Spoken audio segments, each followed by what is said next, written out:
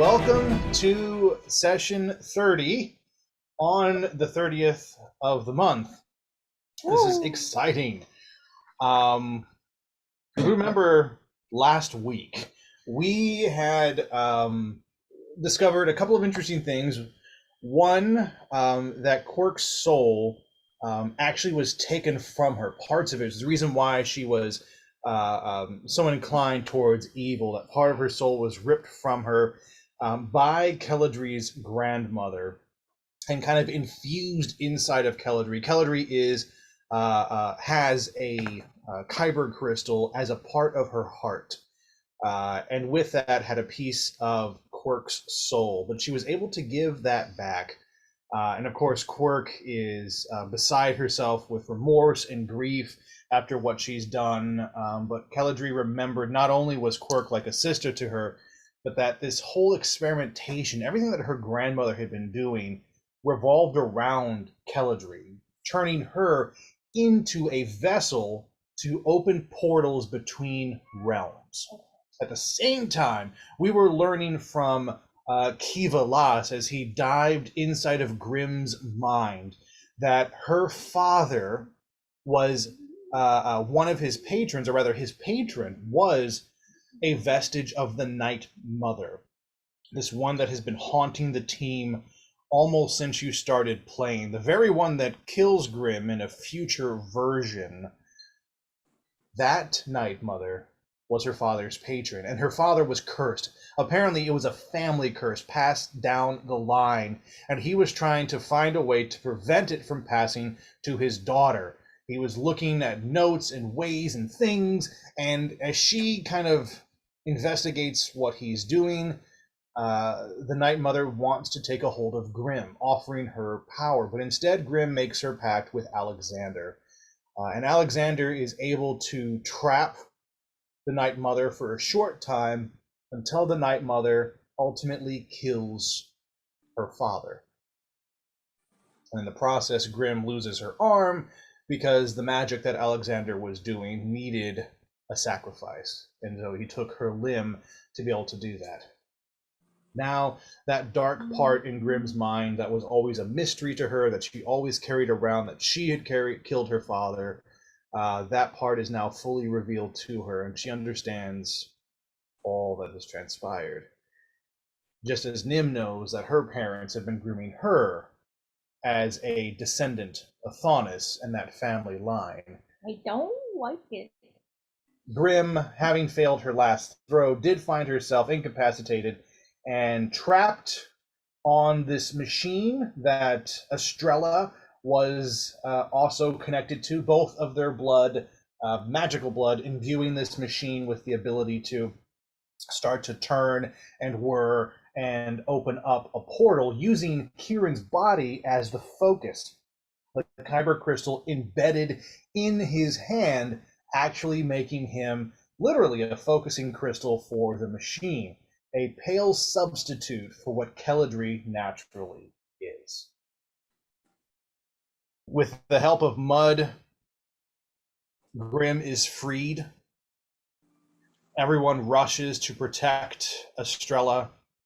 Quirk's soul is returned, and right in that moment where you all feel safe and in control, you hear the unmistakable sound of a lightsaber. It is in this moment that you all realize that Kiva Lass had been in the shadows the whole time.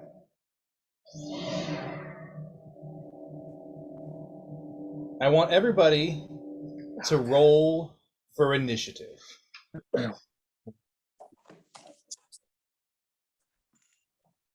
And then you add your initiative.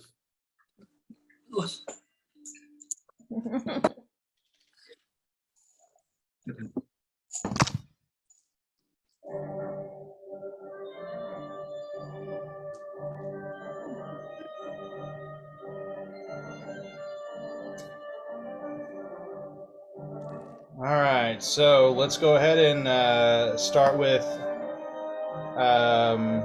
Leah. What is Caladri's initiative? 12. Let's go with Kieran next. 18. 18. All right, Yasin. Was that a 16? Okay, couldn't hear you. Estrella, you are still tied to the machine. You don't need to roll initiative just yet. So sorry about that. Grim, you're free, so I'd like you to go ahead. What's your initiative? 17. 17. And let's also get Nimriani. Mine was also a 17, so I don't know how you want to do this. I will let the computer decide. The computer. How's the computer?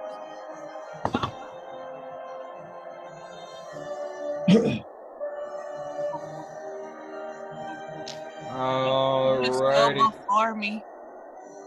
I should go before you. I said she could just go before me. I don't care. Then the computer decided that she goes before you. Okay. So, this is going to be interesting. To start off, everybody make a dexterity saving throw. Oh no. Oh, 20. 19. Okay. 14. 13, good. 14 for Caladri, all right. 14. Yep. And Kieran.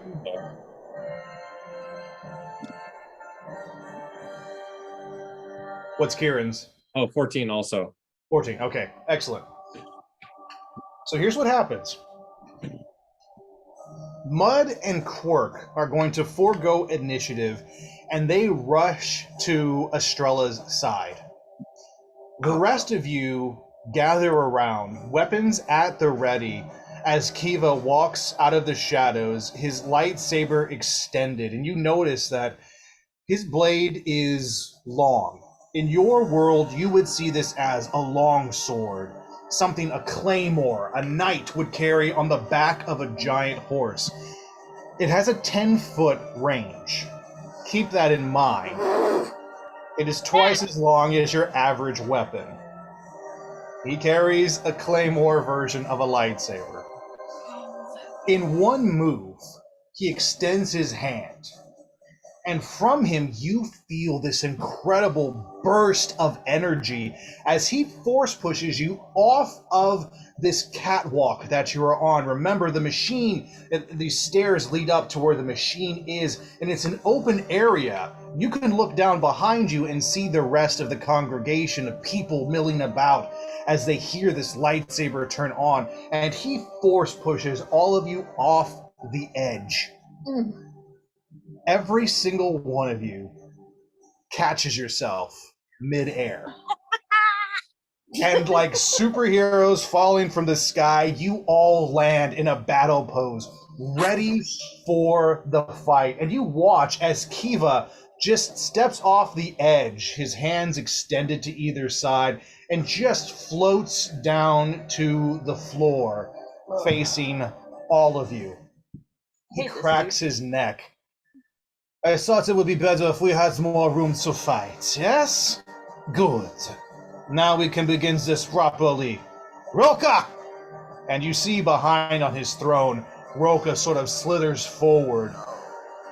I think for this one moment the two of us could join forces against these interlopers. They are messing with our plans upstairs, no?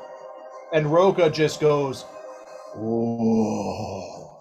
And it's less of a word and more of a growl that your entire body feels as Roka enters this fight as well. Before we move into the fight and the initiative, we're going to see what Mud and Quirk are doing upstairs with Estrella.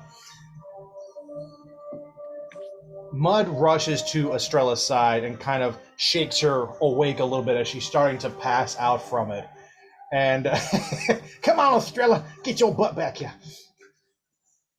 And Mud looks at you and goes, this may hurt a little bit, but I'm going to pull and get this chain free. Are you ready? Thumbs up. And Mud is going to go ahead and do a strength test and pull this crap off. Which with a 17 plus Mud's 5, that is more than enough. And so again, with this, just the strength of a Goliath, this giant woman grabs the chain and just, boom, pulls it out of the wall. And Estrella, you are free. Again, just like Grim, you have a chain attached to one arm. Again, remember, your chains are made of Beskar. So yeah, your only arm is has a chain attached to it, but it's not going to impede you too much. It's your advantage if you wish. A strong woman.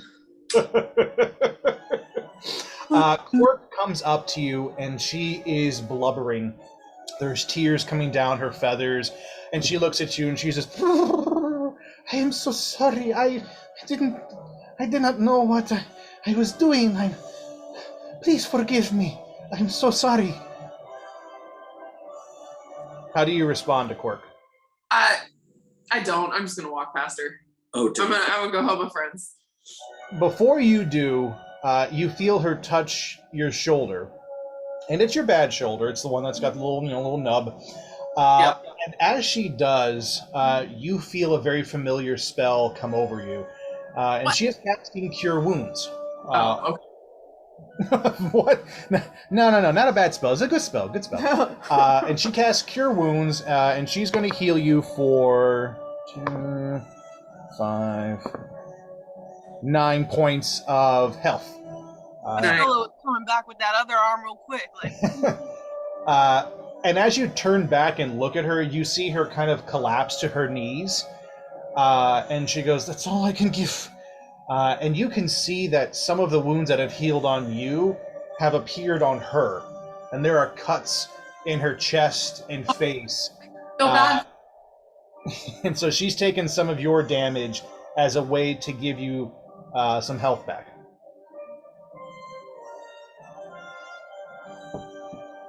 I don't Don't feel bad. put her back. Don't look at Gift Horse in the mouth. Damn it! You have some health. Mud's gonna look at you. Are you ready? I can carry you as we jump down. Yeah, I'm gonna let her carry me. And in one arm, she just scoops you up like a child. And you're just like nestled in her bicep with one arm, just kind of head laid against her muscle breast. On the other hand, she has her hammer, and she just runs off the ledge, and just you hear this subtle grunt as she just falls to the ground about 20 feet easily, and lands, and everybody can just feel this boom as Mud hits the ground, and she just kind of like lets you just slip out of her arm, and she goes, "Now we fight." Hell yeah. All right, I would like Estrella, and I'm also going to have Mud roll initiative to see where you are in this fight. Oh, man. Oh, it's bad. That's gonna be 11. All right.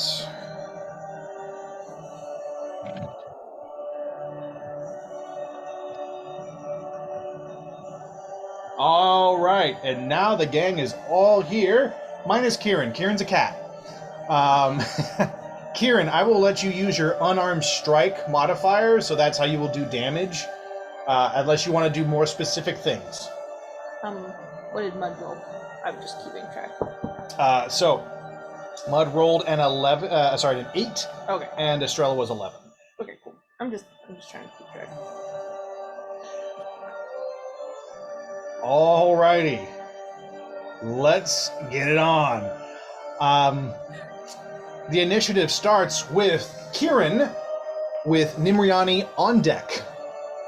And let's go ahead and turn on the camera, sweetheart, and Oh, sure, yeah. so they can see what is going on, because this is going to be a fight. Yes, visual aids always help. What? No one told me there was going to be fighting. I thought this was a peace adventure.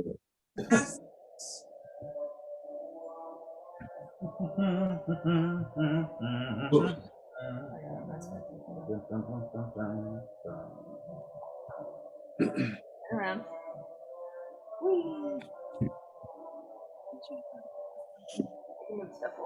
Yeah, so I will bring this over here.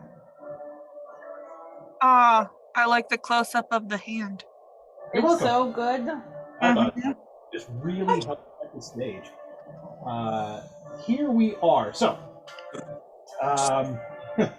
Kieran the cat. He's right there. There you are. So, Kieran, you are over here next to Anthrax. Anthrax, meanwhile, has watched everybody land and literally just has this dumbfounded look on his face. And then he looks over at you, Nim, and he's desperately trying to make eye contact. Nim, He might you're have to right roll over for here. He might have to roll for that because I am like on Kiva right now. So All right, Kieran, what would you like to do? I'm standing on top of the hovering baby pod, correct? technically, Which is that another. was where I left That him. is where the baby was left. So I'm kind of gonna look and see everything that's happening. The wind sweeping me, the force power's pushing the little pod a little bit, I'm guessing. I'm gonna try and like ride that momentum and like kick push the baby pod towards Nim. And then I'm going to like book it towards the machine to try and like get towards my body. Ah, Very nice. going for the body. Very Okay, nice. I would like you to make a athletics check for me. Let's see if we can get this over to you. 19. Yeah, more than enough. So we have the pod just kind of sail over, and it's Nim and Grim. The two of you are next to each other the way you landed after the force push. And so literally you see Here, this just mark the pod. with the dunce hat. Here it comes. We're gonna mark the pod. Okay, it's right by me. Good. So the pod has come to the two of you. Meanwhile, you're going to book your way up towards the machine. We've got 5, 10, 15, 20, 25, 30. That puts you right at the staircase to it on this part of your turn.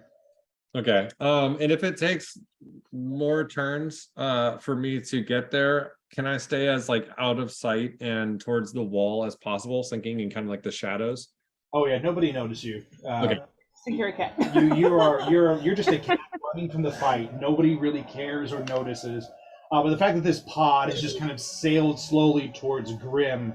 Now, Grim, you don't know what's inside it. Exactly. And neither does Nimriani. The only one who does is Yas Eladri. The two of you know, but you're on the opposite side of the stage where this fight is taking place. I will say that the two of you would have noticed a cat pushing this thing and going over. The two of you would be aware of Kieran. Can I poke the pod? Poke the pod. That will conclude Kieran's turn. Nimriani, you are next with Grim on deck. Yeah. Okay. Cool. I'm going to gently catch this, like, kind of just like stop it. Like, what the heck? What is? And I'm gonna just kind of nudge it towards Grim because I am focused on Kiva right now. Mm-hmm. And I want to try to I want to extend my quarterstaff, and I want to do a flurry of blow. I want to attack Kiva. Okay, so you are going to need to get within range of him, which you can easily do. Put you right there. Don't get too close. Too late. Roll to break his AC. Okay. Is that even possible? Of course it's possible. Anything's possible. Plus 9. So 14 plus 9. That does not break. Oh, 14 plus 9. Yeah, 14 plus Okay. 9. I was like, wait, what? No, so that would be 24. Yes, 24 will break. 23. How do you get adders? It's next to your weapon. Yeah, the weapon gives. Oh, gotcha. Sorry. No, it's fine. All right. I was gonna say 20. What? We're not there yet. We're not. Go ahead and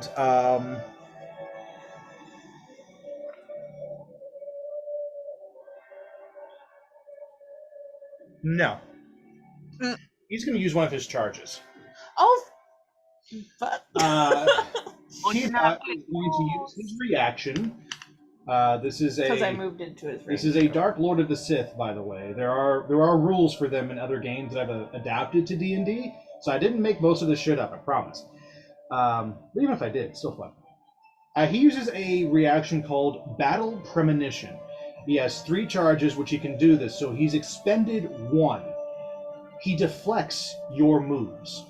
As you rush in with your quarterstaff, again, you have augmented it with Beskar, like a lot of your armor pieces from years in the arena, and you just start wailing at him, and you watch as he just one-handed blocks like it's nothing. Your flurry of blows mean nothing to him, and he blocks each one and then locks with you, and just grins, and he goes, "I would expect nothing less from the cuss monk. Make sure you don't disappoint this fight." And he pushes you off and readies. Does he push me back like 5 feet or what? Or no, we're still there. Okay, cool. Yep. Cool. No, it's fine. I want to stay in close. Grim, it's your turn with Yasin on deck. Okay. So he blasted her with something? No, he just blocked all of her moves. So Battle Premonition gives him the ability to block anything that comes towards him. Oh. He can only do it 2 more times, so he's got 2 charges left. Oh. Okay, cool. I guess I will put said pod behind me. Okay. Because I don't know what it is, and it's just in my way. Nope, I got you. And, who's the person behind, Yasin? Kelladry. Oh, okay. She cool. So it's just them two? Yep, so over here we've got Mud and Estrella. We've got Yasin and Kelladry. There's you, Nim, and of course Roka's back here, and he'll move up into the fight soon enough.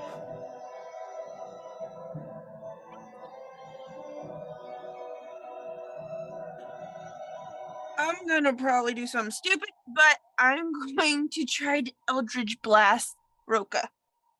Oh, going for the big man. Look at you. Nim's got to deal with what's his face. I like it.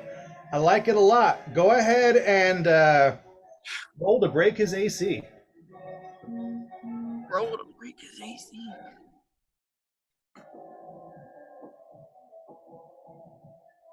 So where on the chart does it show like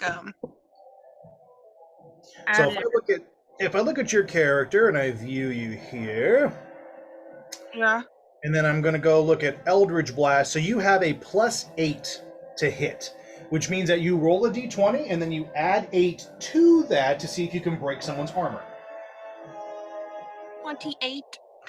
Oh, you roll a 20. You get a crit. Okay. I want you get to the double damage for that one. I want you to roll damage and double it. Yes. So that's 1d10 that you roll, and then you're going to double that. Please be 10.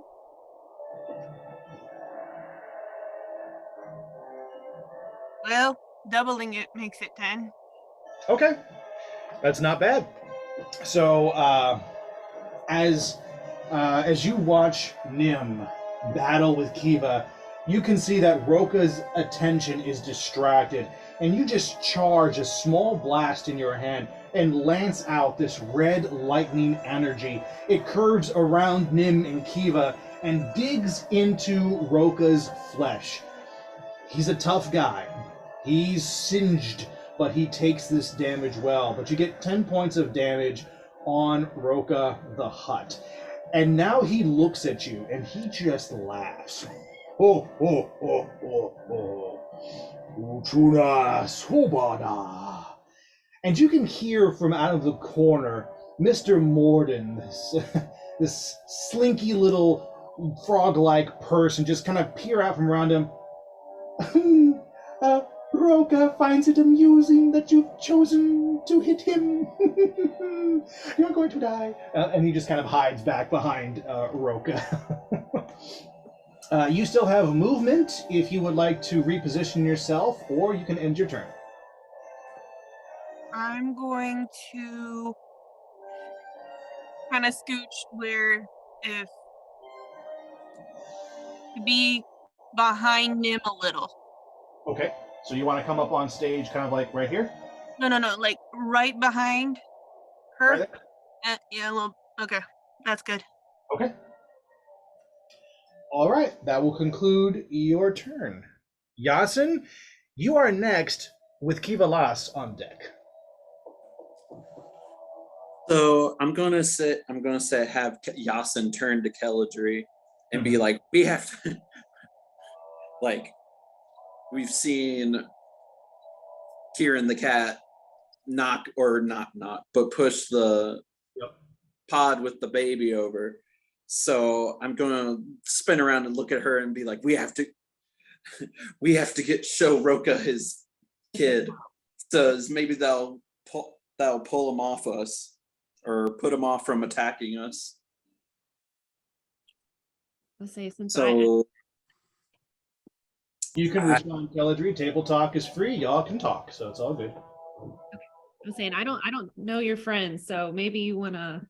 I don't want you to have like a stranger running at them. Oh yeah, that's true. That's a good point.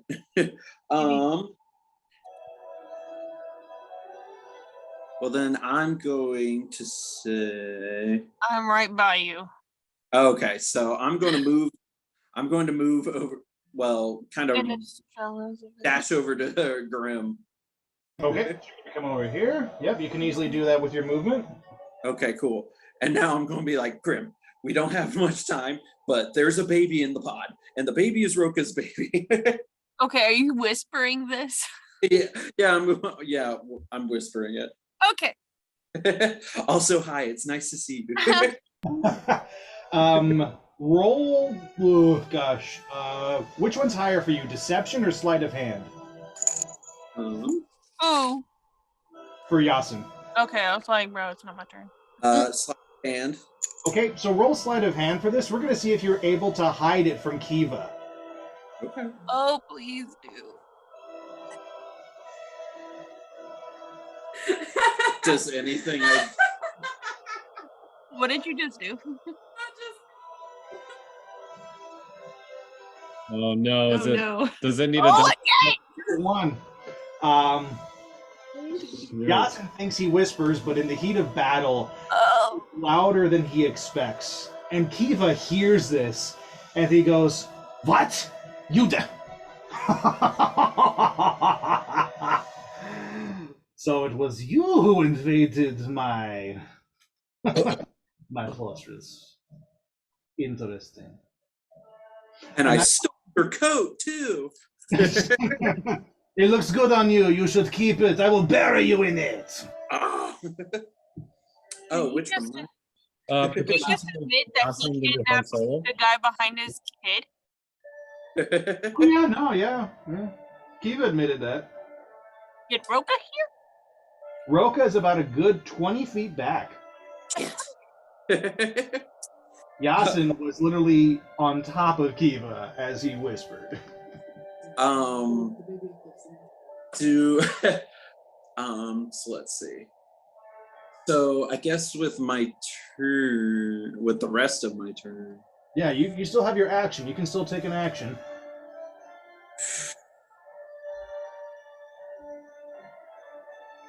Nah, that's a little too drastic.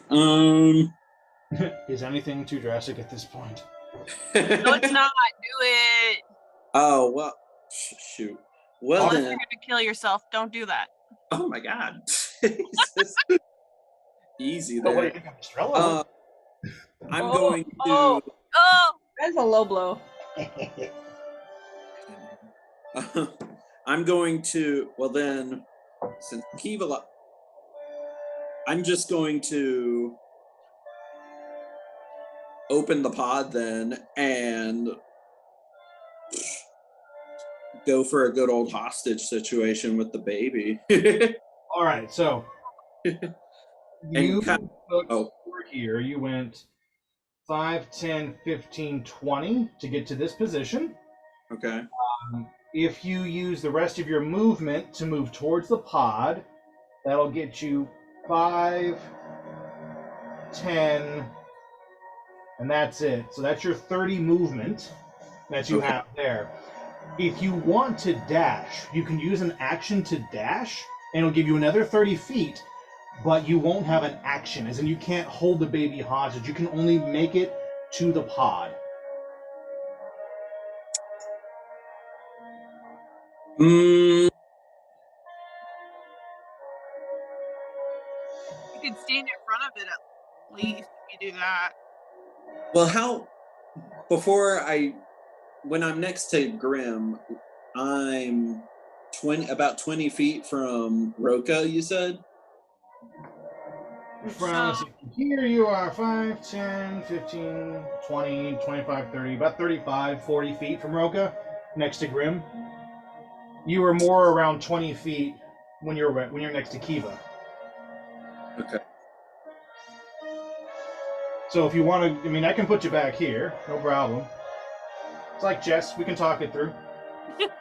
Well, I think then at this point, I want to use my action to get as close to Roka so that I can get his attention. Okay.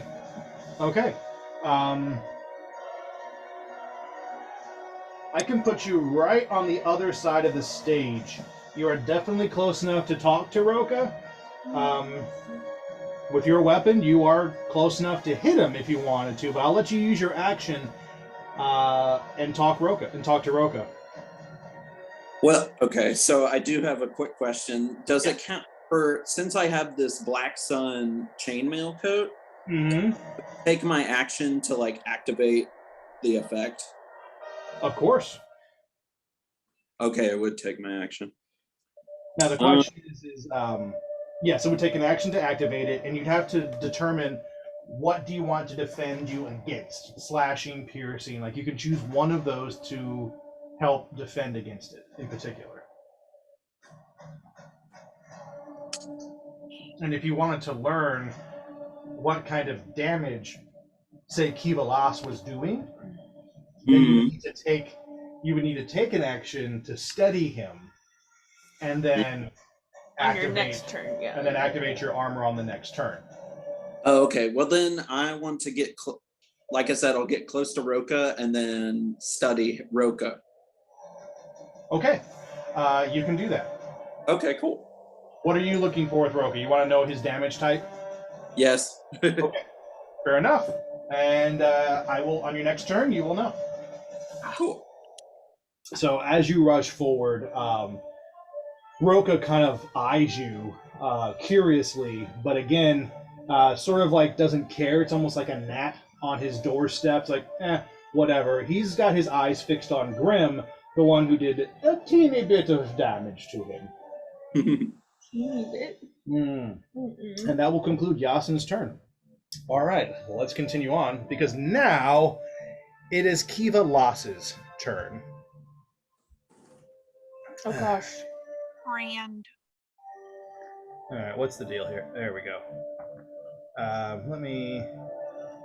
Should be advancing through these. There we go. Kiva's up next. Gosh, what is Kiva going to do?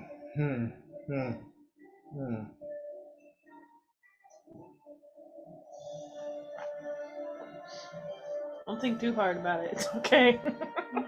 Yeah, you can just fly off the cuff. So, Kiva is going to rush past Nim and Grim and make for the baby carriage. Does that give us an opportunity of attack? Yes, it does. So he will first pass Nim. So he's going to go 5, 10, 15, 20, 25. You can get there in about 25. So, first he's going to pass Nim. Nim, go ahead and roll to break his AC. 9 plus 9? 18. 18. That does not break. As he rushes past you, you reach out with his staff to catch him, and you watch him just pirouette and scoop right by you into Grimm's range of attack. Grimm, now you can try to attack Kiva. Okay. Do I have to roll? Yep, you have to roll to break his AC, but what do you want to do to try and hit him? I guess, shit. Oh, this might not be the best idea, but I want to use Mage Hand to, like, kind of hold him back from... Okay, cool. Like, so you want to get into a strength battle with him then. All right. Okay. I will let you... let's make this fun. We're going to fight Arcana to Arcana. You're not using physical strength in this. You are using magical strength. So as you reach out with your mage hand, you wrap around Kivalas, and he feels this grip of the Force on him. And he looks at you, and he just smiles. Roll Arcana. Oh.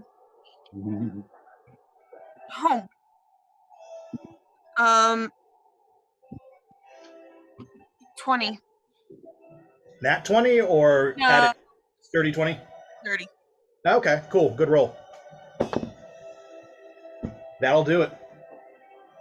So as he kind of dig deep and he tries to force push out, you center yourself and you just bring your hands together. And with that, a second mage hand appears and wraps around the other side of his body. And Kiva is just rooted in place. And he just screams out in rage, "Nah!" And you have stopped his movement. However, he's close enough to you to reach you with his lightsaber, and so he is going to use his action to attack you. Sounds great. And you stopped him right by you. It's so good. I know. It's good. It's going to keep it all damage. All right, Kiva is going to...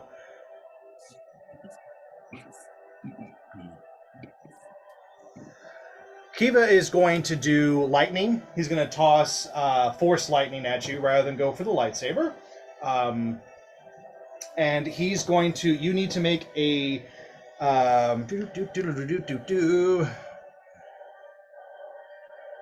To give me a Constitution saving throw on this. We'll see if you take half damage or not. So you'll take some damage, but you might be able to only take half. Ooh, is this gonna kill her? I got a nat 20. Nicely done. And then I have 3, so 23. You'll take half damage for sure. Nicely done.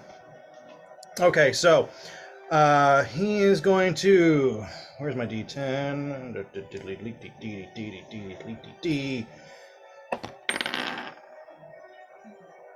Okay, cool. We'll just count that as that nat 20 really helped you. I rolled a 1.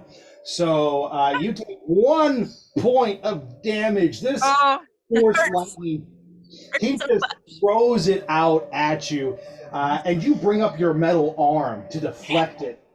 And you just watch as the lightning lances around your arm. You take that 1 point of damage, but you just flick your hand, and bits of lightning and sparks just fall across the floor and kind of ping, ping, ping, ping, ping. And he stares at you, and he's pissed, also impressed. Like, there's this mix of admiration and just like, I want to kill you, but make love to you and then kill you. Oh, like, gosh. Like, Kiva is feeling all the emotions right now, but he just stares you down. You have effectively ended his turn, and he is rooted in place next to you. You'll have to decide what you want to do next round. But you've got him held there. Cool. Next up is Roka the Hut. God. And Roka is going to look at Mud. Oh. And he's going to call out to her, Ducha! Ducha Doba! And she's just going to look at him. She's going to look at the rest of you. And she's going to give him the Faerunian salute. Much. I love mud. I was waiting for that. She flips her hammer around a few times and squares off against him. And Roka sees her challenge. And he starts to laugh, but he rushes towards her. Now, he's going to barrel through you, Yasin. You have a couple of options. You can use this as an opportunity of attack. He's going to go right by you, so you can attack him if you want. You can try to talk to him, persuade him, or you can just get your ass out of dodge, because he is coming straight for you one way or the other. What would you like to do? He's going right by me. I'm going to. It's a really good deal. So good. I'm going to try to talk to him and ask him if he misses his son.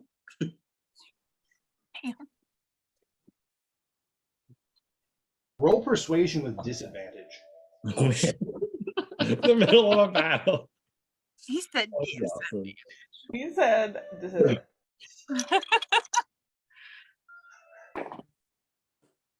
Damn. All right. Wait. 6. Oh, it's 9? No, that's 6. 6. 9. 5. Roka hears your words, but doesn't slow down. And the power of a fully matured 500-pound hut slams into you as you kind of hold out your hands and kind of call out to him, "But your son, don't you?" Boom! And he just slams into you. You take from that Oh, shit. 7 points of damage from Roka as you're kind of knocked back onto the stage. You're now just right underneath this awning, and Roka barrels angrily towards Mud. Now, he is going to knock over this kind of holographic archway, and as he does, it just lifts into the air as he barrels through it. Oh God. And you can hear just, and it falls for Kiva, Grim, and Nim. I need the three of these characters, to make a dexterity saving throw, or you're going to get hit by this falling piece of metal. Oh, great. Careful not to get anything. 19. Good. I'm good. You're good. 17. You're good. Kiva rolled a 14. He's good. As this giant metal just falls on the three of you, Kiva looks up and just, and his lightsaber slices it in half. Both Grim and Nim step back to back, and Grim, you basically force push a piece out of the way, and this split just hits to either side of you. The three of you are safe, and Kiva is just enjoying himself. Roka is now on top of Mud, and he's going to use his action to grapple her. Remember, everything he was just doing was a byproduct of his giant ass as he was moving through the map. He gets to her, and all of you feel this kind of miniature shockwave as a 10-foot-tall hut slams into a 7-foot-tall Goliath. And you watch her just, boom, catch him. And the two of them are locked in this grappling tournament, if you will. Their arms bending back and forth, biceps rippling. You can see their power. But for right now, Mud is in a one-on-one battle against Roka the Hut. And that will conclude his turn because he was unable to break her AC. Next up, we have Keladri with Estrella on deck. She's Okay, nice. okay. Um, how far is it from me to the baby? For you, the baby, you are 5, 10, 15, 20, 25, 30, 35 feet. I can move 30 feet. Okay. Can you make it? You can move like, what, 40 feet, right, Cal? 30 feet. Oh, I can only move 30. Is there anything like hanging down from the rafters above, like any chains or anything that I could swing across? Use to swing across to the baby? Would that, am I allowed to do that? If you want to, yeah. Above you, there's not chains. What there are is like fabric that kind of hangs down. In fact, some of the fabric that Nim was using in her dance earlier, you can see strands of that kind of hanging above you. So if you want, you can roll either acrobatics or athletics, whichever is higher, to use that as a means to travel across to the baby. That would be your action, however. Okay. Nah, screw it. I'll let it be your movement. This is just too much fun. Let it be your movement. All right. Okay, I think I'm. Let's see. Okay, I got a 10. This isn't a particularly hard thing for you, so that does it. You just kind of launch up and you grab one and use your momentum to just sort of swing yourself across. Your body sort of spins and you lose control for about half a second. And as such, when you flip and land down, you're not exactly where you want to be, but you're pretty close. So you're about 5 feet from the baby. And you are definitely in a position to do whatever you would like in this situation. So what is your action, Keladri? So as a ranger, do I get an extra attack with a range? So can I shoot twice with my bow with a ranged weapon? Yes, you can. Okay, so I'm going to. You had a really cool original plan. Yeah. Should do that one.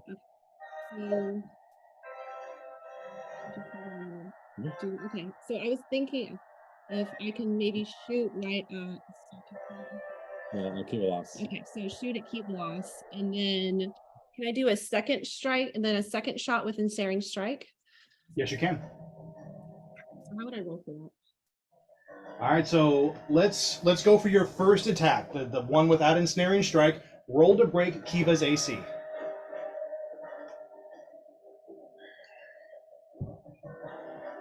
I got a 3. You got a 3. That does not break his. Now, did you add your plus to it with your bow? Your bow has a plus. If I.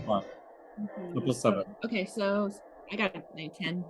Okay, a 10. Still doesn't break, but don't never forget to add those pluses to it. Plus 7 is significant. So, your first bow, as you line up and shoot it out, you watch again Kiva just and just deflect it with his lightsaber. Barely a thing.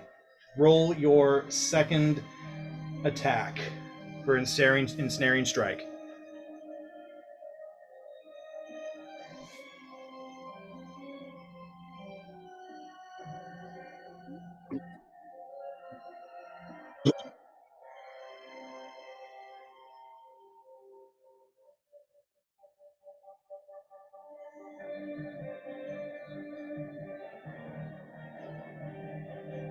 $16.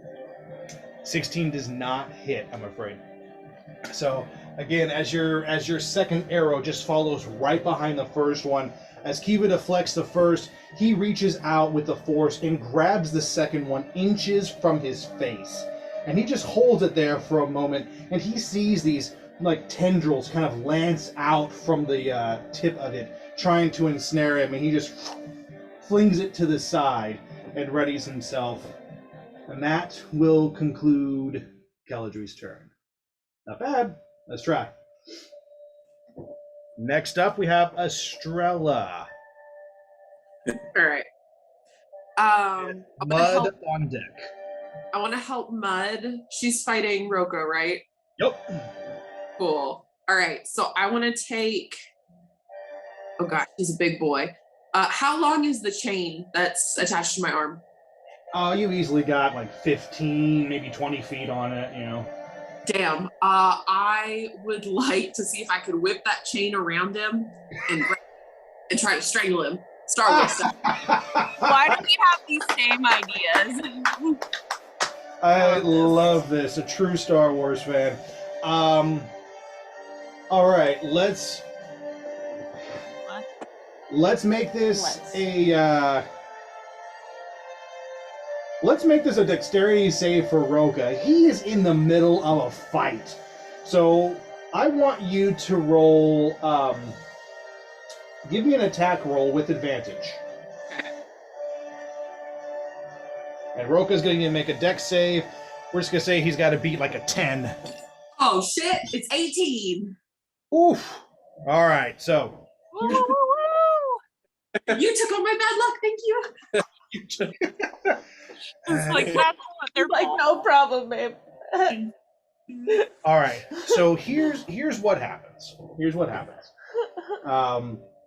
You fling this chain around, and Roka is distracted by Mud. And Mud sees it kind of whip around him, and she tries to kind of reach behind and pull it forward to get a strangle going. But in that split second that Mud loses her grip, Roka sees where her hand's going and moves back with her. And both of them grab the chain at the same time and stare each other down as they try to wrestle the chain from each other's grasp.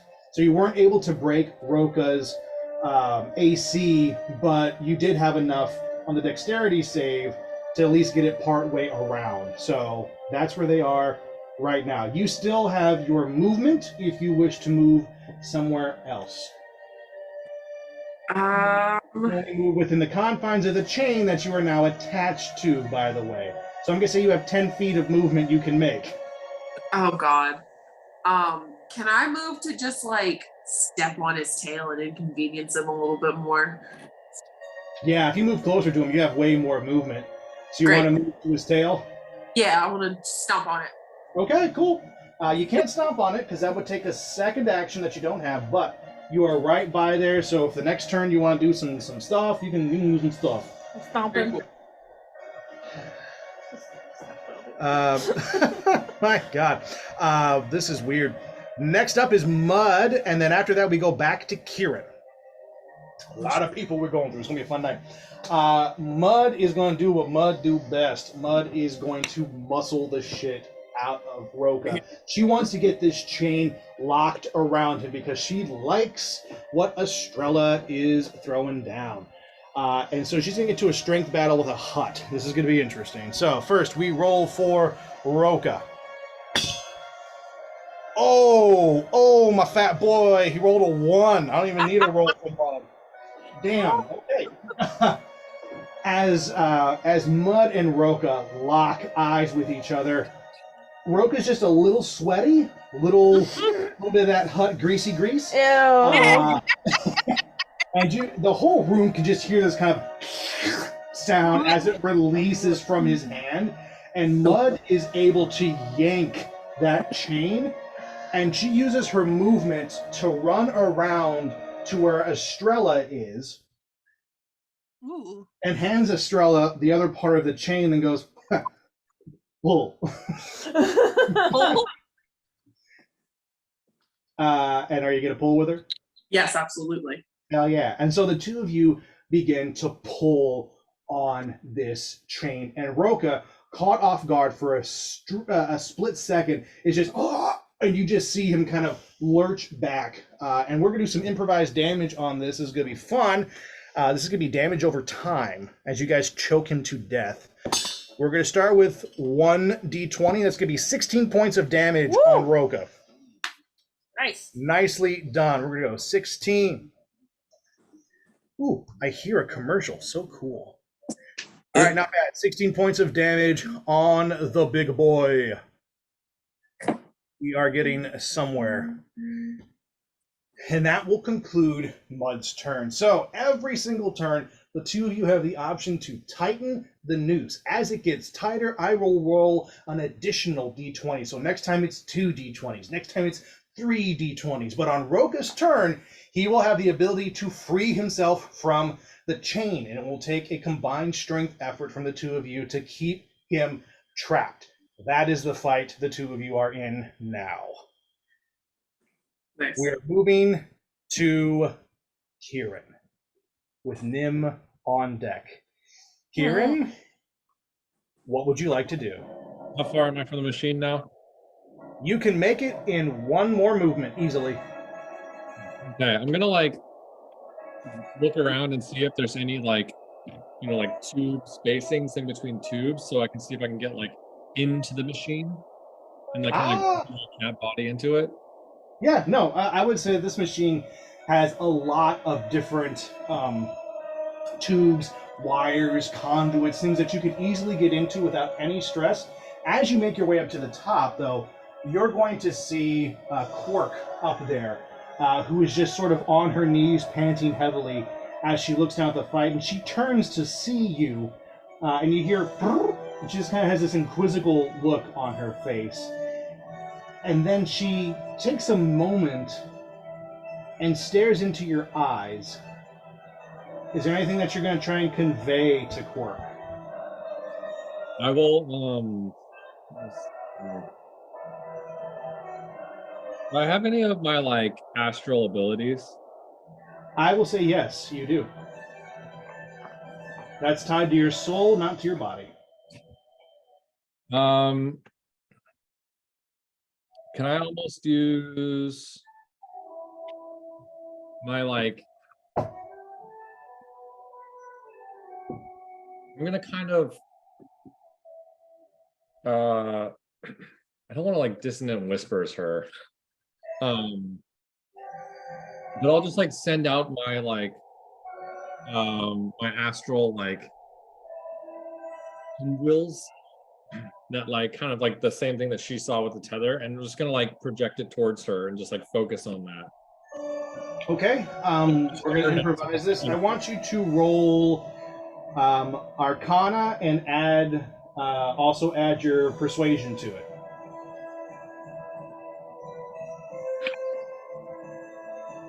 Yes, Melissa.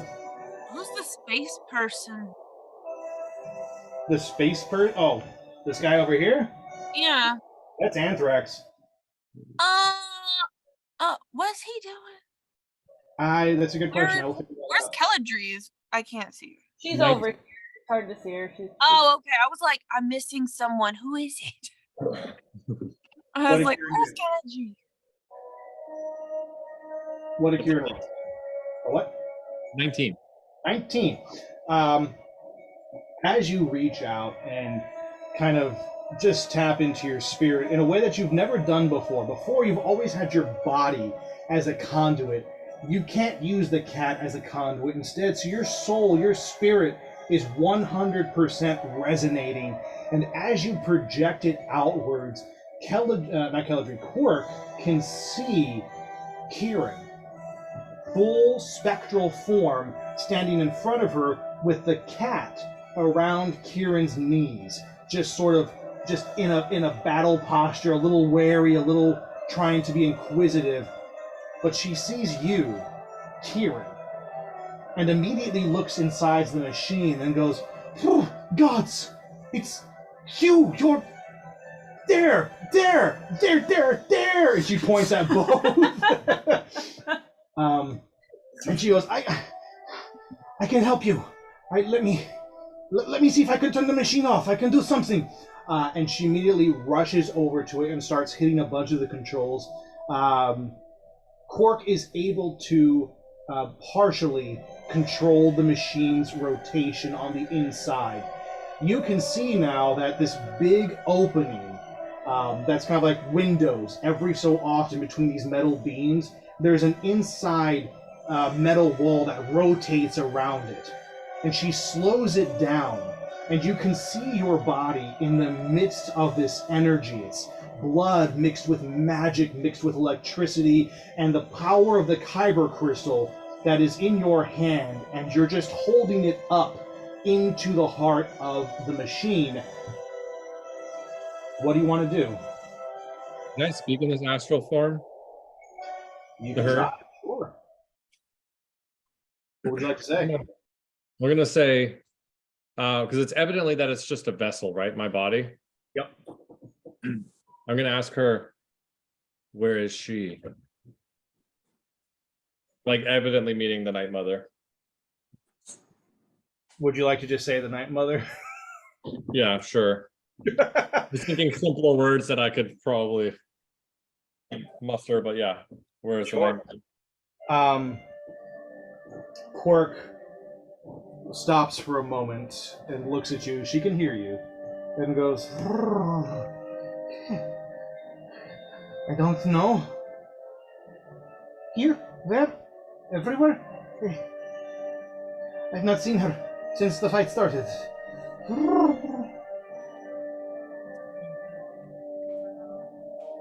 Player that we haven't yet seen on the field. I'm gonna kind of like, can I move the cat in my astral form? Sure. You're still in full control of this cat. I'm gonna kind of like walk towards my body and just kind of like sense and see if I get a response from the body. The body is just a body.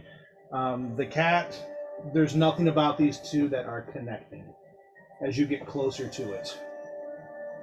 What you feel in your spirit form is almost a tugging at your navel, if you will, as if there is an emptiness, like there should be a thread, but it's not. But you almost feel like it's there.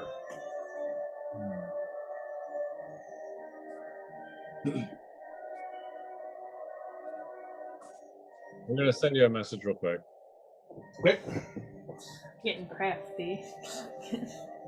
I will let you do one more thing on this turn before I end your impromptu kind of turn on this.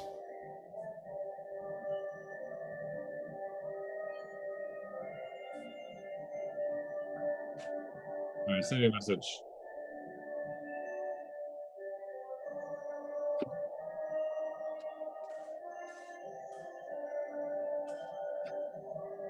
All right. What would you like to do? I'm gonna kind of like pulse my energy and try and connect with my body, but also I want to like act full on astral shift. Okay. And I want to try and like almost like contact my body as if it's like a foreign entity in the astral plane. Roll Arcana. That's a nat 20. Okay. Woo! You make a connection with your body. But what you feel there is not familiar to you. It is the spirit of the Kyber crystal. And when you look at your body in this astral form, you see standing before you a Jedi Master. An old man with a long beard, flowing brown robes, holding a green lightsaber in his hand. The first owner of this Kyber crystal before it came to you. I wondered when you would contact me, young one. We haven't much time if we're going to stop what is about to happen. You still want this body?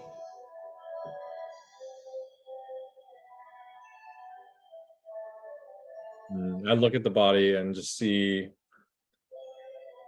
that it's pretty much falling apart anyways, and I like look through the wearing away that I've been pulling together with rocks, and I connect you with it. Perhaps we can. And that will end your turn. We'll get back to you. All right, we are on to Nim, followed by Grim. Okay. So I've been trying to figure this out, but I think in the end I want to gonna call, "Hey Anthrax, can I get a lift?" Fucking A, what the? I'm just gonna start running shit's towards him. going on here? And you do that. You rush towards him.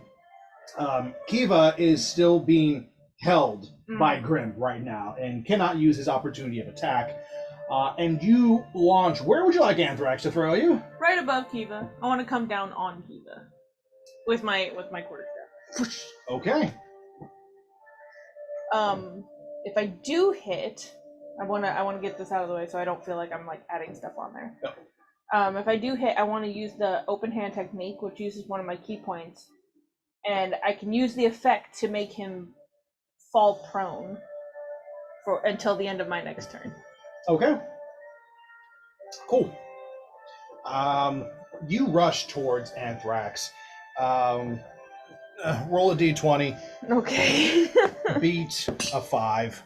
I did. 14. I matched a 5 too. Shit, that was tight. I tried to make that super easy, and Anthrax almost failed. The two of you immediately sync up, and he looks at you as you're running towards him. It's almost like the world slows, and he goes, "Right."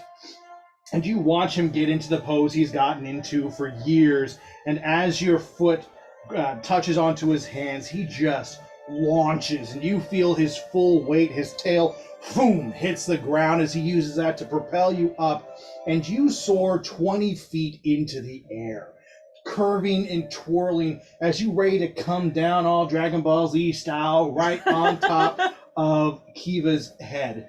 As you fall, Kiva turns his head and looks at you, and you see something flash in his eyes. They go from being black to being yellow, tinged with red on the outside. Oh. Like a Sith Lord. And as such, as you come down and he stares you down, as you move to punch him, you stop. Let your punch fall to the side and stand next to him. And you hear Anthrax going, "What the hell, love? What just happened?" I'm wondering that too. And Kiva looks at you and he goes, wait a second. Nope, it's not you. Never mind. I'm sorry, I'm wrong. I didn't Scratch fail. that, reverse it. You didn't fail against the music. I did not. So, he looks at you, Do this to me. hoping. We'll get to that in a second. All of you that failed, we'll get to that. He looks at you, hoping to put this spell on you, and at the last second realizes, oh fuck. And and you succeed in your move. Falling from this height, no matter what you throw out, you will break his AC. Yes. So, roll damage for me, and you can expend that key point to make him prone. Okay, cool. Let me see, where's the 8? Okay, 9. Yep. 9 points of damage. Very nice. And you just drive him into the ground, and Grim releases her magical hold on him as you take your fist into his throat and just boom, and hold him against the ground, and you're just there, and Anthrax is like, yeah! And he is prone until your next turn. To the end of my next turn. Correct. So I Grim, you're next, followed by Yasin. Okay, so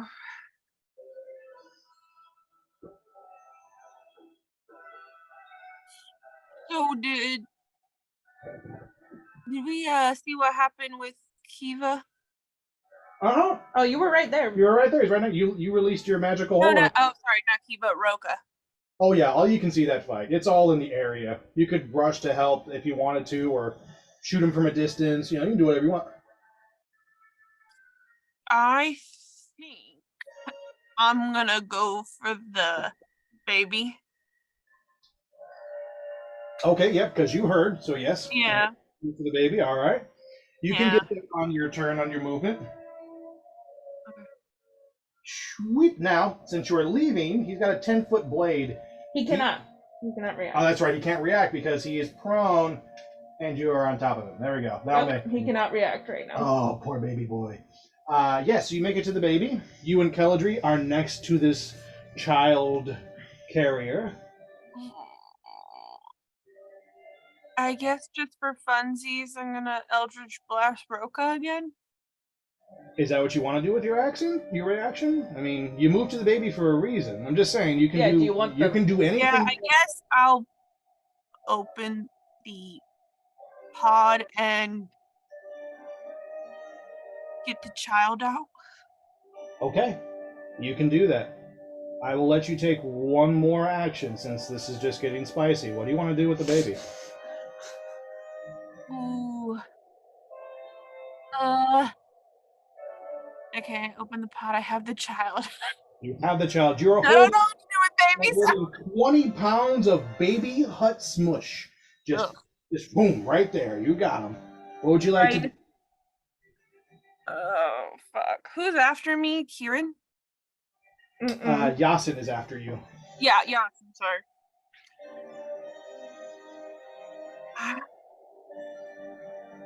I'm sorry, baby hut, but I'm gonna just put, I guess, what do I have right now? My scythe out?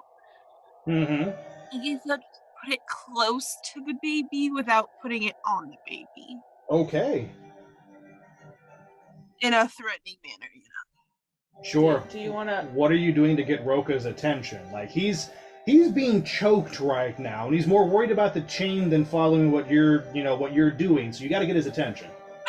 Okay, so I have one more action, or Just say so. Get his attention. How do you want to get? just yell at him or something. Yeah, whatever you want to do. I guess I'll be like, "Hey, this yours?" Oh, no. that is so mean.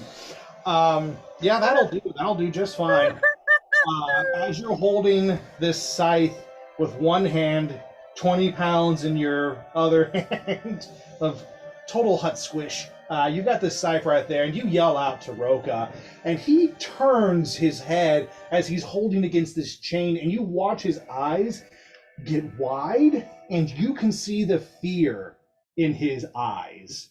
And it's not fear for his life, of course, it's fear for his baby son.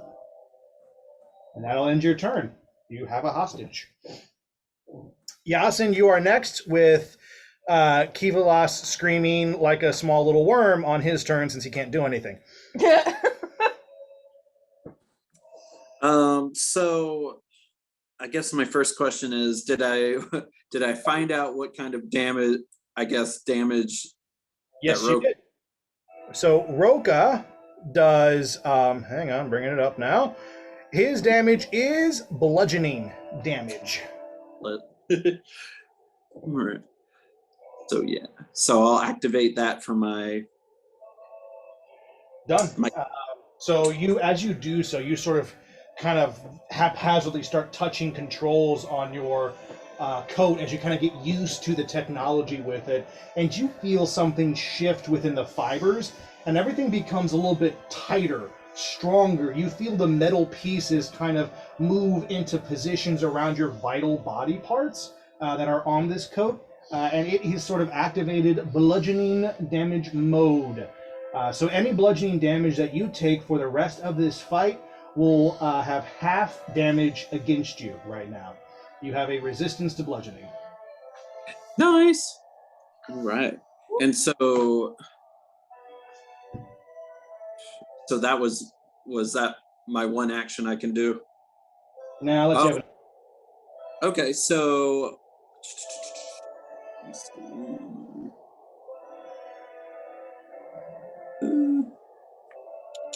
okay. So I'm still right next to Roka, along with Along with Mud and Estrella. Okay, so So now that I know Roka has been alerted to the fact that his child is here, Yep. I'm going to. Am I able? So Roka's facing away from me. He's sort of facing away and towards everybody. He's big. He can see you. He's got big enough eyes to see you easily. Okay, well then I'm just gonna go up to him and try for my triple slash with my scimitar. All right, man. Break his AC. Roll for these 3 attacks. All right.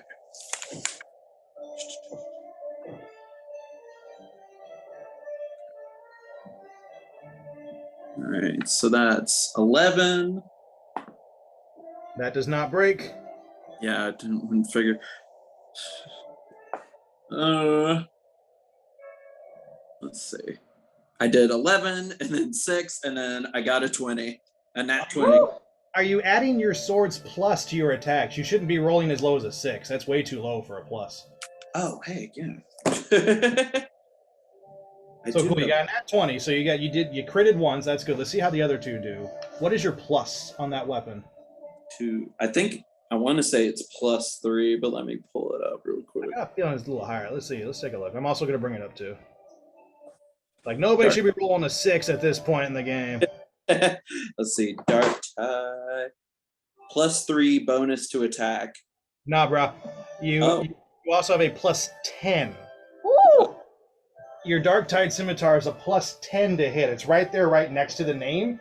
And so that means you rolled a 16, a 20, and a 21. The 16 does not break, but of course the 20 crits and the 21 is a hit as well. Sweet. Y'all learn your stuff, man. Y'all learn your stuff. I'm saving you up. So go ahead and roll damage for the 21 first, please. Okay. And your damage is 1d6 plus 7. Oh, 1d6 plus 7. Let me get up. Yeah, I love your Dark Tide Scimitar, man. I built this thing to hit hard, so Thank you. So that's going to be 9. All right, that's a 9. Go ahead and roll for your 20. We're going to double this number. Okay, so that will be 10 times 2, 20. So 29 damage coming from your dart. That's a good hit. There we go. Now we're starting to deal some damage. You rush in. Roga is just chained, fear in his eyes as he sees his son, and Mud just kind of pulls back a little bit more, and you just 1, 2, 3. The first one doesn't hit. It almost propels the second 2 hits. You use it as a feint, and you dig in. You slash open his stomach, and you can see muscle starting to tear as blood pools down his abs for 29 points of damage. And Roka just kind of, and you see that you've hurt him. You've hurt him quite severely. And that will conclude your turn, sir. Yes. Next up is Kiva Las's turn. Now, Kiva can't do anything except talk. And Kiva leans his head back, and you hear him, "Now would be a good time, old lady." And Kiva is using his legendary action. Wait. Wait. I should have chopped his head off. My bad, guys. I should always go for the head. I didn't think about it. I was like, the baby. I'm stupid. Kiva is using his vocal action. It's not legendary or mythical. Those are different. He's simply using his action to yell. But as he does, you feel the room shift. As the Night Mother has entered the battlefield. Oh. Dang. Those of you who are able to look up at the machine see this old woman step forward almost as if out of smoke. She just appears. Kieran, she is behind you about 20 feet as you and Quirk are working on the machine. And she stands there with her staff, looks around the room and goes, "All is proceeding according to my plans. Good." Oh, gosh. Good. And she will roll for initiative. And that is a 17. 17. So, as we move in, that will put her right after Kieran. appearing before Nim and Grim. So now the Night Mother has entered the battlefield. That is what Kiva did on his turn. And he just kind of looks up at you, and he just spits at you. Just puh. In my face? Mm-hmm. I don't react. All right. I'm gonna stand there and stare at him. Next up is Roka. Roka has been gutted. He is being choked by the chains. He is in fear of his son, and he is going to use this moment to free himself. All of this happening at once is going to give the boy a strength advantage. So he's going to roll with advantage to see if he can break the chain on this. Grim and Estrella. I'm sorry, not Grim. Mud and Estrella. The two of you will be rolling strength against him. So Estrella, what did you roll for strength? Oh, well, she's in the restroom, so I'll roll for her. No, Here she comes. She said, Woo! "No, I'm here." sorry, dealing with Roll some. strength, Estrella. It's all good. Roka's trying to free himself. Oh, that's right. Shit. Okay. It good. Oh, yes! 17. All right. Woo-woo. All right, now pour mud. All right. Here's what happens. Estrella, with your one arm, you wrap it around your forearm, and you just, boom, you yank back on that chain. And you can hear just Roka gurgle a bit. But as he leans back, he just throws his body weight into mud. And despite her size, it's enough for her to take a step off balance. And Roka is able to move forward out of the grip of her hands. And the chain loosens, but it does not fall slack. He moves forward maybe a few feet before you are just there holding on by yourself.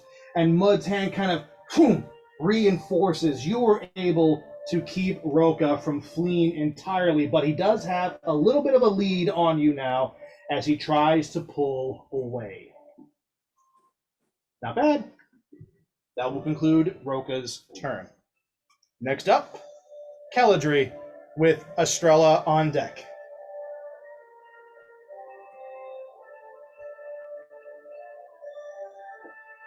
Where's Keldry again?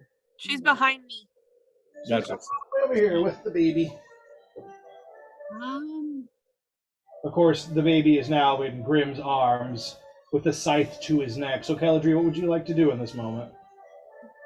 um, does the catwalk above lead to the machine where the Night Mother and Kieran are in Quirk? You could get there by using the catwalks if you wanted to.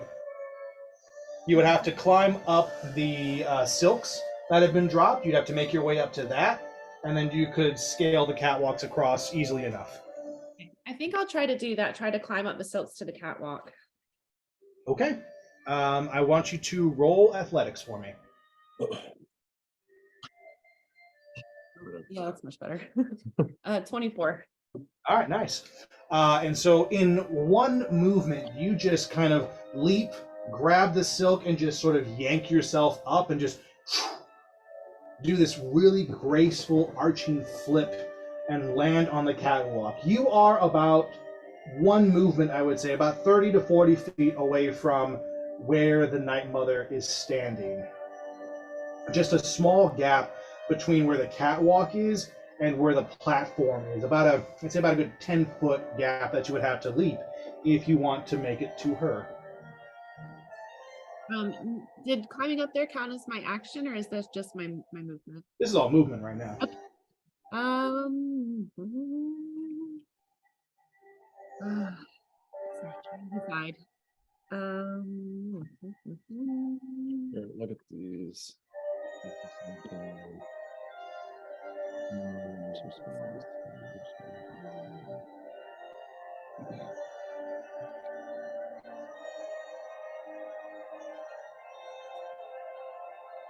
Um,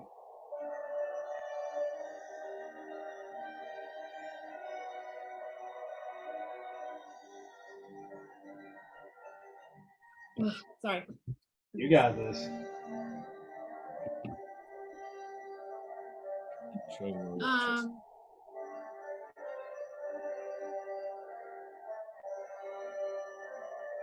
Has my mother noticed that I'm up there yet, or is she still unaware of where I am? She is not paying attention to the catwalks right now. Her mind is focused elsewhere.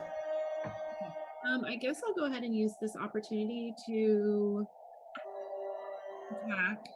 Okay. I'm gonna stay for where I am for the second and just shoot her with my longbow. Okay. Are you going to use both of your attacks? Sorry, could you say that again?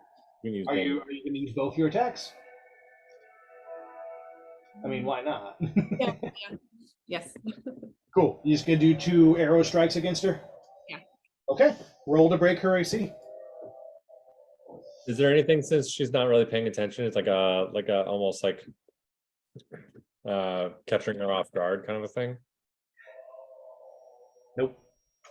No. Do I add anything to that? Or just Your bow attack. okay. So 15. That does not break. Roll your second arrow attack. 22. What's that? 22. 22 does. Roll damage. So D8. Okay. +2 plus your 3. So roll your Oh, D20. this one? Okay. Yeah. 7 +2 plus 3, because you have your range really close. So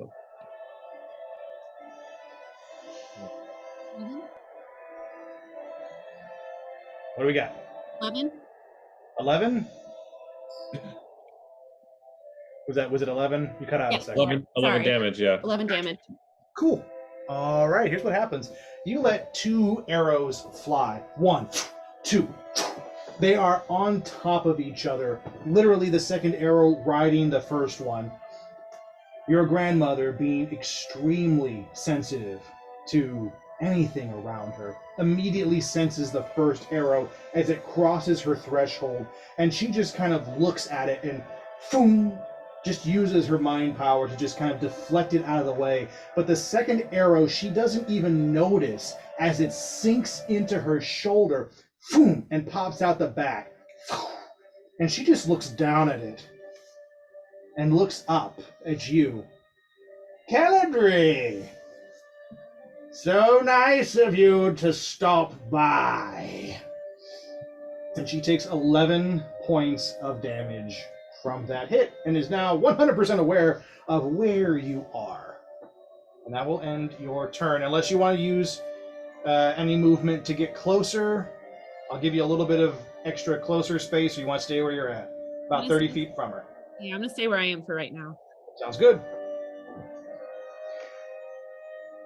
Next up is Estrella with Mud on deck. I'm gonna continue to hold on to him and fuck.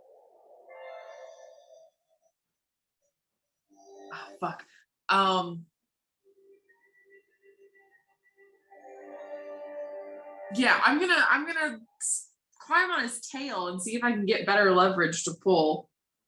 Ooh. And I'll piss him off a little bit. Okay. Mud is going to join you in this, since her turn is right afterwards. I want you to roll a d20, and let's see what you're doing to this tail. Oh, that is going to be a 10. And we're going to add 8 from Mud, so a total of 18. We'll do this. As you move to stand on his tail, Mud reaches from behind and kind of lifts you up with the hand that isn't holding onto the chain, and then drops you. And so that your combined weight plus the height she was able to give you, you come down hard on her tail. You just dig into his tail with your boots, and he rears back like, ah! And you and Mud are able to tighten that noose on his neck, and now his back is arched. He is at a disadvantage right now. And you are able to do 2 rolls of the d20. That is 10 plus 5, 15 points of damage on this go. You are hearing him wheeze a little bit, just kind of, and he's taking in big breaths as he is starting to turn a lighter shade of brown. He's starting to get into kind of the yellowy brown region. You're seeing color drain from his face at this point as you continue to choke his ass out. Nicely done. Kinky. That will end the turn for both Estrella and Mud as they continue to combine their efforts to choke out this giant big boy. Kieran, you are next with the Night Mother on deck. Eek. Indeed. Oh, I'm up. Okay. You're up.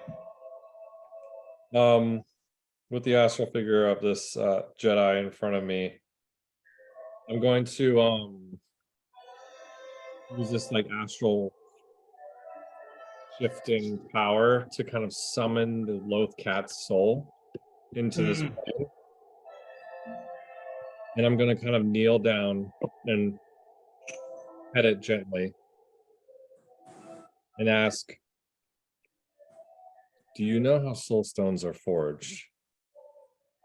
Are you talking to the cat or to the Jedi? Yeah, very like, I know it doesn't really understand.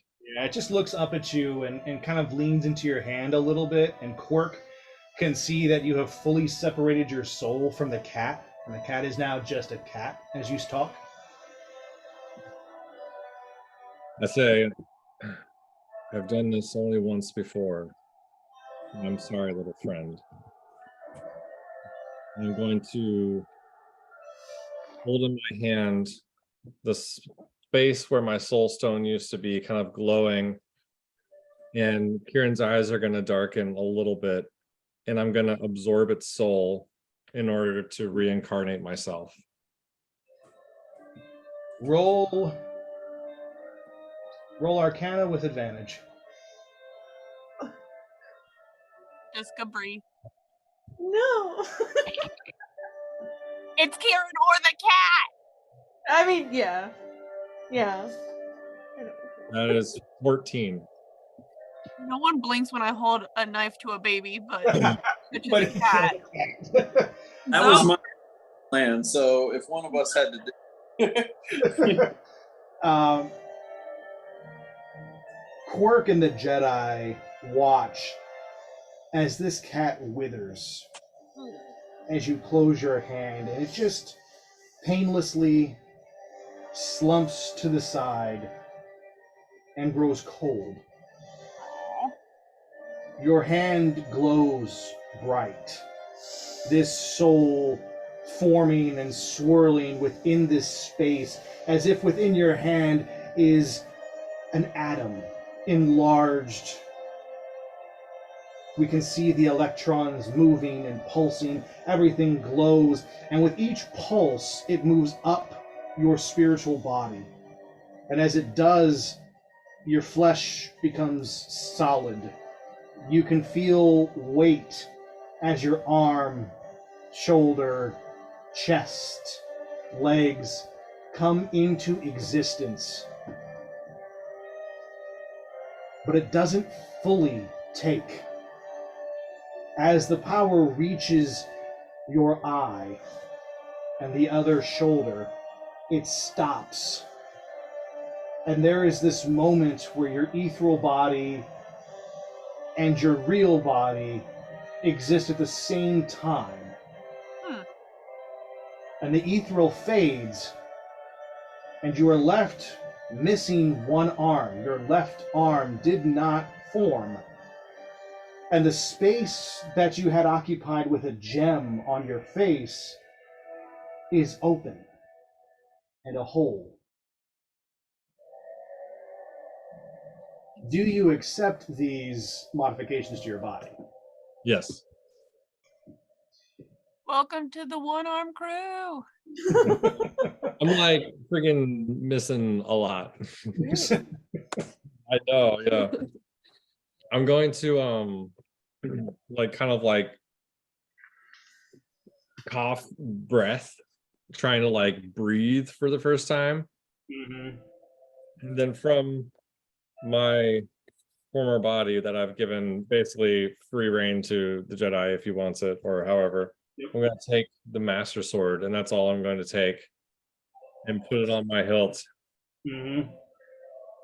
And without thinking, seeing the Night Mother, I'm going to sprint at her, draw the Master Sword, and yell, "Hey, asshole!" and jump and stab for her chest with the First intention words of of choice. piercing her off of the ledge, landing in the center stage, right in the middle. I love how those were your first words. That's amazing. Asshole. Break her AC, Kieran. Do it. That is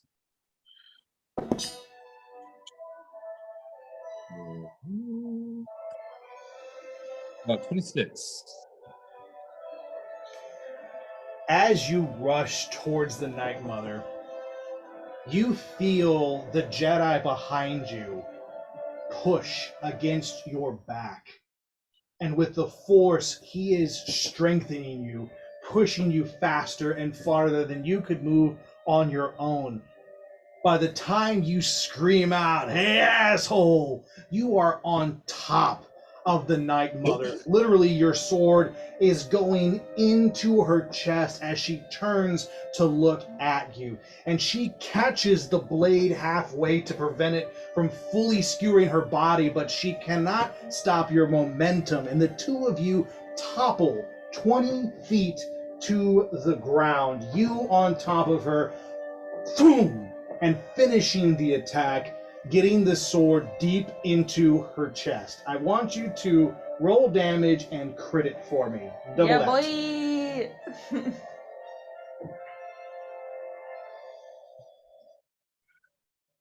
That is 16. Not bad. 16, Not bad. You see blood spurt from her mouth as she coughs up at you. And her words get caught in this gurgle of blood. But you can feel that she is not dead, that there is more life in this woman than there is in her body. In your astral form, you get a sense of the spirit inside her. And when you look at her, you don't see an old, frail woman. What you see is someone who looks an awful lot like Keladri. Young, powerful, vibrant. Her energy radiates strength, and you know that she's not done yet. But she is prone under your weapon. And it's her turn. Oh. She is going to engage in a strength battle with you to try and pull this weapon out and force you off of her so that she can do something in her next turn, because all you making my people prone. So here we go. I want you to give me a strength saving throw, Kieran. Oh, yeah.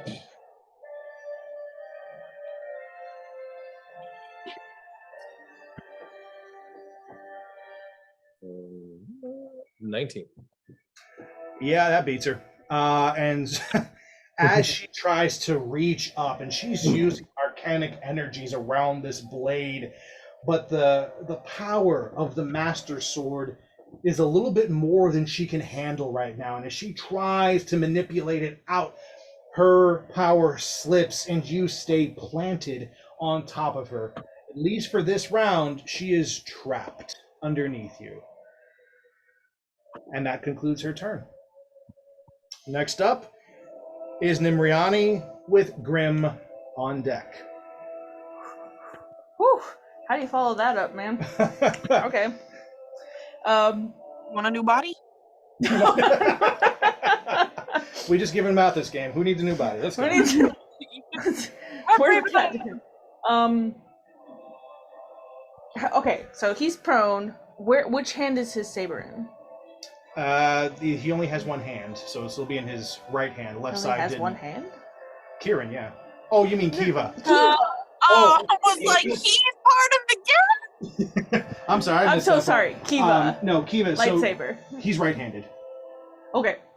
So since he can't really move anyway, I want to go over and step on his wrist. Okay.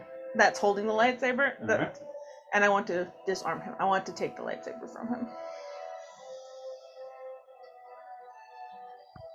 Let's get into a strength fight. Okay.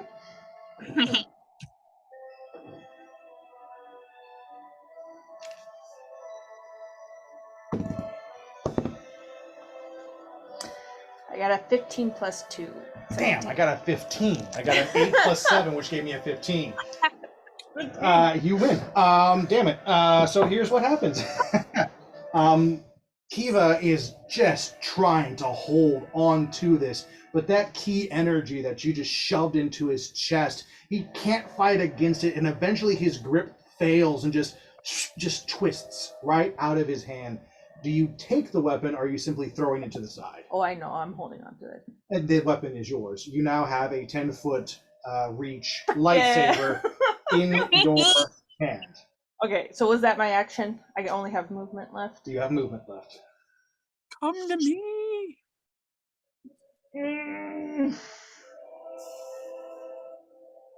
Go to the Night Mother. I don't know. Go to the Night Mother.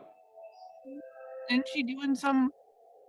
I wanted to do something to him. Of course, that takes another action though. So, You can wait, but I doubt it'll be there when you're back. What do you want to do? I was just gonna hurt him, but Go ahead. Go ahead. He already took his weapon. Okay, I wasn't going to try to finishing blow him because I figured it was a. You're nowhere near that. Don't worry. Yeah, well, I just want to. Okay, fine. I'm going to step back just over him. Mm-hmm. Kind of both feet, one on each side. Yep. Put his saber down towards him, and just let it sink into his chest and just drag it a little bit. Break his AC. Okay. His. Yeah, what's the plus to hit for the lightsaber? Hang on. I didn't think about that. Plus 13. It's 17 plus 13. I mean, yeah. Yeah. Damn you. Yeah. Roll damage. His damage is a D12 plus 7. Holy crap! Yeah, did I I know. I do? didn't expect you to get his weapon. I built that. Okay. Fuck me. Yeah, bring it. Let's go. Oh, this is that's the 8. Okay, cool. A D12 plus what? 7. That is a 9 plus 7. 16. You do this. You just drag the saber across his chest, and you hear him just kind of grit and bear it as you see this cut form on him, and immediately as the gash is made, it is cauterized, closed. Nothing bleeds, but you just see smoldering flesh as you do this. And that will conclude your turn. I have a lightsaber, guys. For now. Grim, you're next, followed by Yasin. So, what is he doing since it's her turns over? Oh, Kiva's prone right now. He's not going to do anything until his turn, except seethe in anger at being burned. Oh, okay. And what is Roka doing? I know he's struggling, but Oh, he's being choked out right now. You watch him, and his back is arched, and he is in pain. You can tell he's in a lot of pain. okay. There's nothing immediate to do. You can kill people. That's true. You can also figure out what you're doing with this baby that you have. I don't know. It's just sitting on my hip right now, apparently. Yep. Could I go over to Sorry, Go ahead. Yes, you can go where you want to. Where you'd like to go. Okay. I guess I'll go over to Kiva. You're gonna go to Kiva. Okay. You can walk up to him easily enough. 20-pound baby ain't gonna slow you down too much. That's what I was thinking. You're right next to Kiva. I'm used to it. Would you like to- Can I attempt to cut off his head with the scythe? You won't be able to succeed in cutting off his head, but you can definitely cause more damage. His life is much too high right now for you guys to take off any kind of a limb or kill him. Going to orphan this child. Trying to give him back to his dad. That's not his dad. No, his dad's Roka. You know, you're just watching Roka die as you hold his baby like, look what I got. You know. Kid doesn't know what's going on. He'd be right. So, would it be possible to take any of his limbs away from him? No, not at this stage. His Yeah. house- Just do something. I guess. Ooh, let's do a little what's it called? Biology. I'm just going to cut him along an artery. Ah, all right. Break his AC. Okay. What's his AC? Can't tell you. Damn. My scythe doesn't have any plus points, so 19. Where would you like to cut him? Oh, it's a good one. I'm going to. I guess you said he was right-handed. He is, yes. I'm going to use the ephemeral artery. I think that's one under his armpit. Okay. Roll damage with your scythe. So 1d6 plus 3. Or rather, sorry, a d8 plus 3. Okay. That's not it. Where it is. Okay, here it is.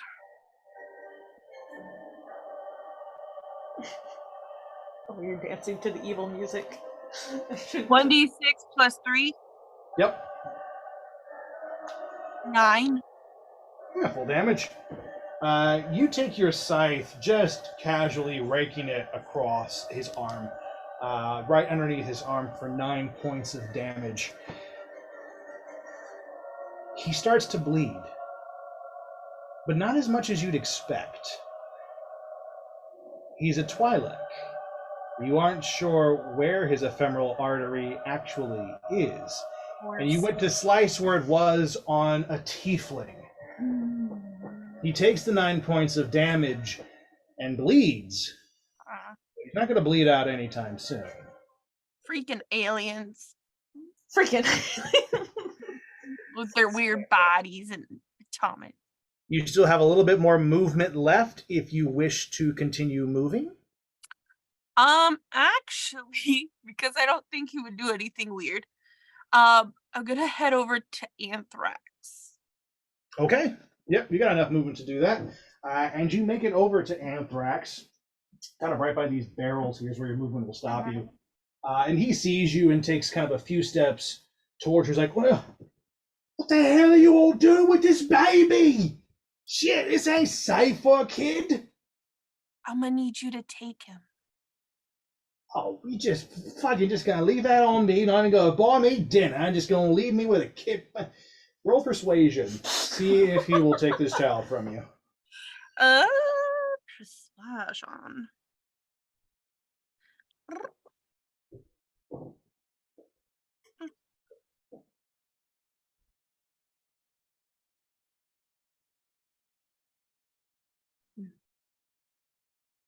$21. Yep, that'll do it. You're very persuasive. And you just kind of give him this look. And he's like, oh, yeah, oh, what you, fine. Fine. I don't think he'll do anything weird with the baby. He's actually really maternal or paternal He's he's good. But he grabs the kid and holds and goes, "Well, hang on, man. This is a little hut. Is this his kid?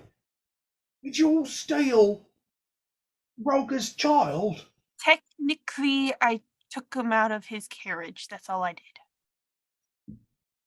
Oh, fuck me. Right, okay. Well, you all have fun, and I'll figure out what to do with this little bundle of joy. Thank you so much. Wow. Oh, damn. And Protect it and stay out of the way, please. he turns and he looks at you and he goes, "Nothing's going to happen to this baby, love. I promise you that."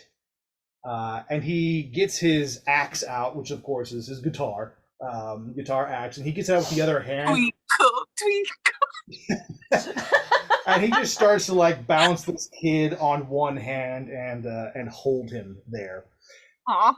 That will conclude your turn.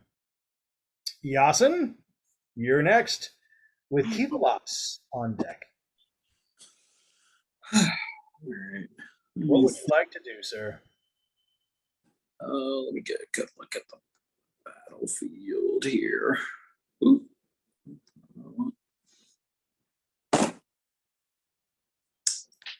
Let's see. I'm trying to make. Never mind. Let me see.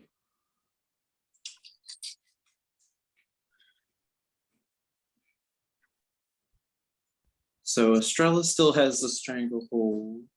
I don't. Is there? I'm trying to make it so my thing is bigger for the battlefield screen, but it just doesn't want to do it.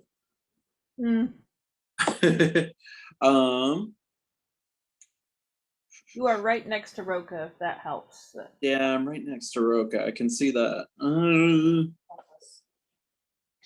Yeah, I guess I'm just gonna stay close to Estrella and keep wailing on Roka.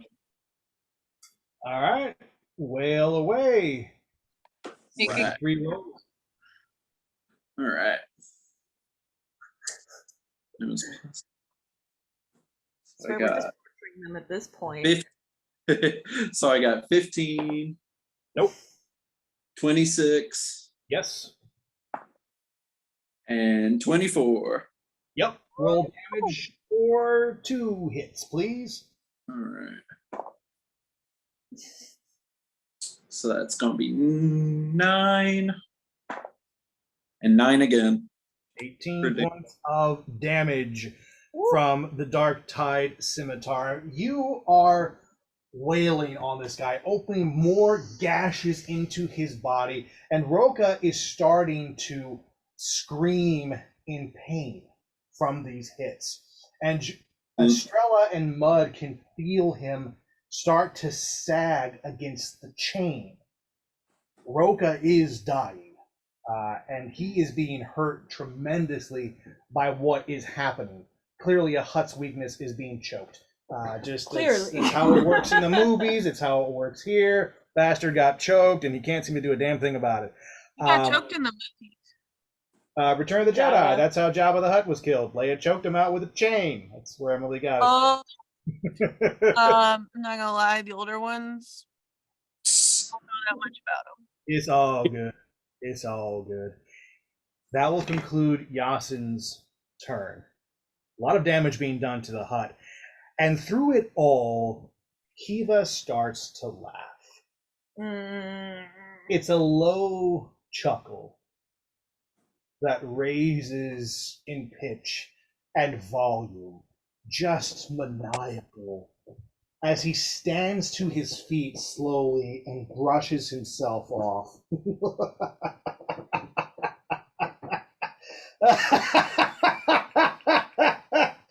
Oh, this is fun. I'm enjoying myself very much. You are all quite good. But, playtime is over, as they say. You have all had your fun. Good. Good for you. I will need that, if you'll please. And he reaches out in the force for the lightsaber.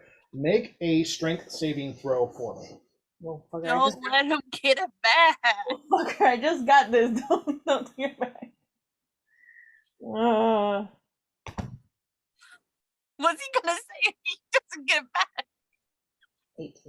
18 will not do it. Okay. He reaches, despite Grim, she starts to move and slide, and he just yanks, and the blade spins to his hand. And he cracks his neck. And he looks at Grim, and he looks at... I turned the music on too soon. My bad. It was just a little too soon. A little too soon. I'm like, I don't got enough time to say what I got to say. Say what you gotta say, guys. He looks at... There we go. He looks at Yasin, Grim, and Estrella, and his eyes grow gold with the red tinge of a Sith Lord. And he goes, "It's time for the three of you to stop hitting me. Hmm?" And instantly, the three of you nod in agreement to him. It. The three of you were charmed earlier when he was playing his music, and you failed your roll. You cannot attack him until the charm is broken.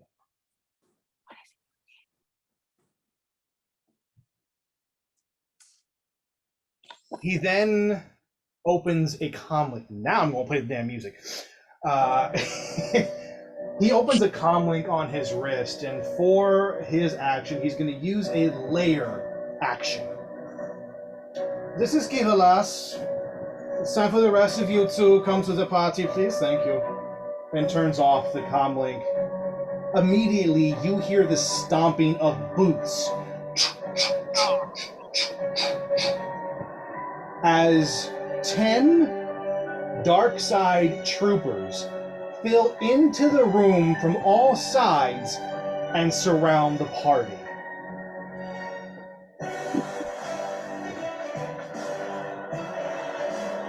Are they?